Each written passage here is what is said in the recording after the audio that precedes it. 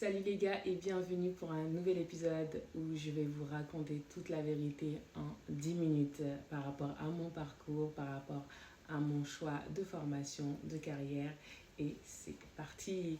Donc comme vous le savez, j'ai posté énormément de chartes pour vous donner l'essentiel en termes de recherche d'opportunités, en termes de rédaction de CV ou de lettres de motivation, mais aussi toutes les opportunités qui existent afin de créer non seulement du networking, de mettre votre profil en avant et surtout de pourquoi pas décrocher un premier emploi. J'ai décidé de surtout vous parler de l'avant, pendant et après études parce que sur les réseaux on a tendance à vraiment montrer le succès et pas tous les échecs ni les phases par lesquelles vous êtes passé.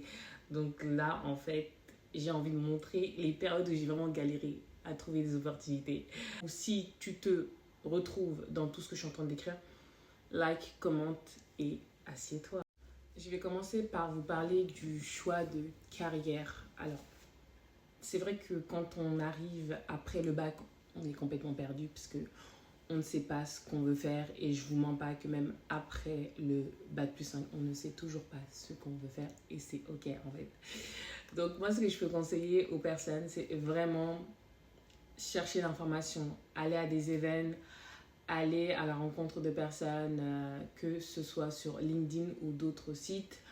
Voilà, prenez le temps en fait de visiter des entreprises parce que j'en suis sûre qu'il y a cette possibilité aussi de rencontrer les personnes différemment.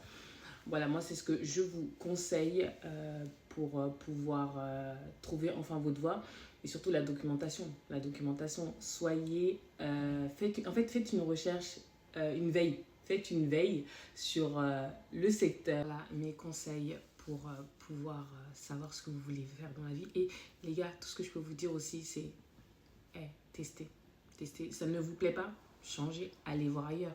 La vie est faite d'expériences, donc voilà, c'est normal de faire des erreurs de parcours. Et heureusement que ça existe parce que ça permet de savoir ce qu'on veut, ce qu'on ne veut pas.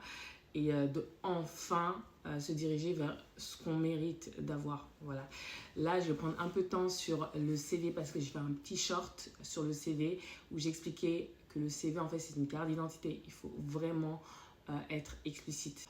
Trop radoter en termes d'expérience. Prenez 3 expériences significatives, mettez en avant, chiffrez, quantifiez. C'est important en fait de voir votre contribution et surtout mettez en avant si vous êtes dans des associations, si vous avez fait des projets, mettez-les dans un portfolio. Voilà, il faut que ce soit vraiment votre carte d'identité, quelque chose de simple